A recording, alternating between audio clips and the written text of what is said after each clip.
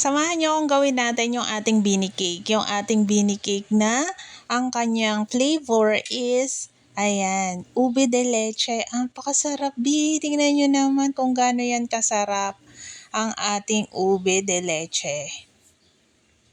So, ayan, may leche plan siya para lalong magpasarap.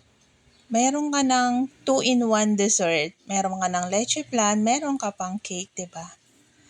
So, itong ating cake is a money cake. Kaya ayan, tatabasan natin siya para ilagay natin yung money na pa-surprise nila sa may birthday na Beanie. Si Beanie. So, ayan siya. Ayusin lang natin. Naka-plastic yan. Tapos, nilagyan ko siya ng barbecue stick para hindi siya mahugot. Tapos ayan, lagay na natin yung pinaka-stick niya na pagdidikitan natin ng kanyang pinaka-topper para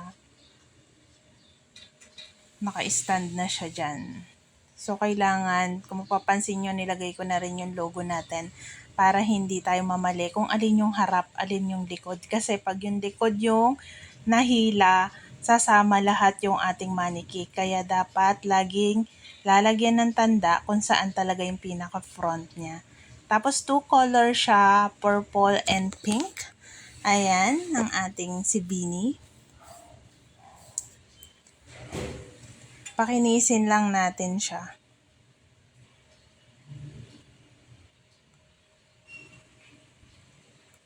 So, ayan.